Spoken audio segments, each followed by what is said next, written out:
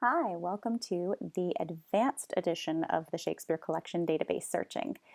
If you open up the database, it does default to the advanced search page right away. So if you need the basic search, just come up here to the blue toolbox and you'll be able to find it right there. So what's different from basic searching? Okay, well, first off, there are several search fields here at the top instead of just one single one. This is where you would just input any sort of phrase or term that you're looking for, and you have the ability to use these drop-down Boolean operators right off the bat to help you include items to refine your search better. You will notice that any of these that you enter right off the bat are defaulted as a keyword search. In this search index here, you do have the ability to change that to anything else you want. So if I'm looking for Edward de Vere, he was another writer around Shakespeare's time, I could say that I want to know works that are by Edward de Vere, or I could say, no, I want to know about the man Edward de Vere. I want him to be the subject. You have the ability to change that here. Know that if you are searching keyword as the default here, keyword will be what the search is about. Under the basic search, it will default to entire document, which means that it would search for Edward de Vere, any mention of him or words that are in proximity to each other of Edward de Vere in a basic search. So the basic search would broaden that search by looking the entire document, whereas the advanced search is going to narrow it down by defaulting to keyword search. Also, something very important to know about the searching terms right here is this item here, fuzzy search level. So fuzzy search level is to help you out with variations of spelling, and this can be really important when you're searching items that are 400 years old because spellings have changed since then. Also, there are variations between the US and the UK. So for a word like theater, if you have the fuzzy search level on, it will search theater ending in RE or theater ending in ER. Both terms will come up.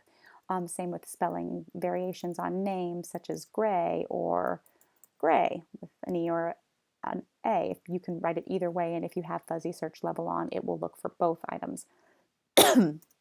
Excuse me, this is also very important with something called the long S or descending S.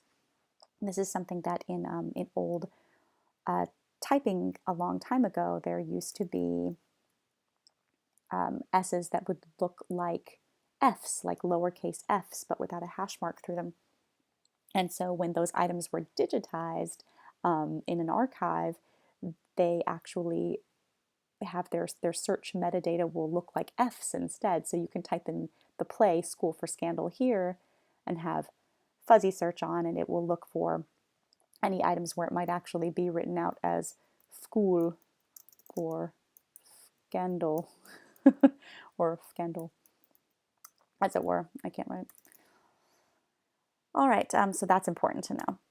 And then you also have the ability to limit results under advanced searching for peer-reviewed publications.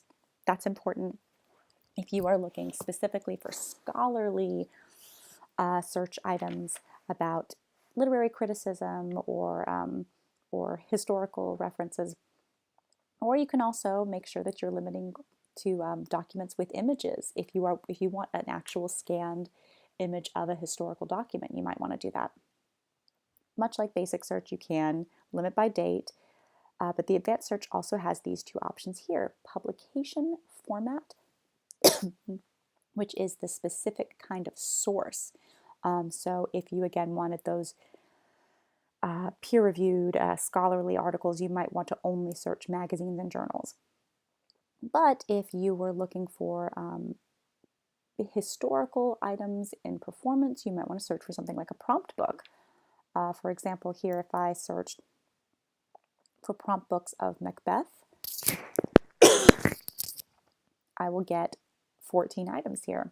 These are really cool. You can see right here, these are prompt books from different people, whether they are actors or stage managers, and these will be scanned copies of a play with their own handwritten notations in them. We have one from the 1670s, and we have several from the 18th, 19th, into the 20th centuries. These are really cool to look at. If you do scan straight into them, it will show you the scanned item right here, and you have the ability to zoom in further so you can search them directly right here in the database, or, of course, up here, load them out into a PDF. So I'll just show you real quick, because this is pretty interesting. You get to see all of the notations right here. All right, if I wanted to save this particular citation, let's say this is the item I was looking for, remember you just click on mark and you can find it again here by saving it, or if I wanted to actually find the citation for it, I'd click on this icon of the hand with the book. Make sure you've enabled pop-ups, and the pop-up window will come out with an MLA citation here that I can copy or save to a third party like EndNote or RefWorks. It does default to MLA because that is the preferred style guide for humanities writing. If I go back to advanced search, I'm going to show you the final section here where I can search by document type. Now, because this is such an extensive database for performance items and literary items and historical items, there are a lot of different document types here, and some of them are very specific. So I would say this is something you're going to use only if you know what you're looking for, or if you just want to see the full capacity of what is on this particular database. So for example, I might say I'm not going to search in any phrase whatsoever, but I'm really interested in what baptismal records may be on here. If I search just for baptismal records, I get 9 records. And it looks like right here, it's simply the same work being quoted here, but different entries in a same reference work. So if I click on one of them, I can find that this is the baptismal record for Joan Shakespeare, who happens to be Shakespeare's sister. I'll find a quick little blurb here and the writing of how it was actually entered on the baptismal record. And so just know that you have the ability to search for these really interesting items. You can kind of get a little lost in there actually looking for them. Real quick, I did want to let you know some search tips also. You do not have to input a person's name in a particular manner. It could be, for playwright Christopher Marlowe, I could put first name and then last name, or I could do it last name and then first name. I also don't have to use capitalization in the search.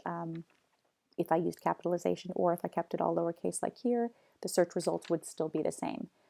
Same with symbols or possessives, such as commas or apostrophes. The system does not care if you have those input or not, so just note that your search results will be the same regardless of whether you're using those items. Up here at the top, I just wanted to mention 2 more items.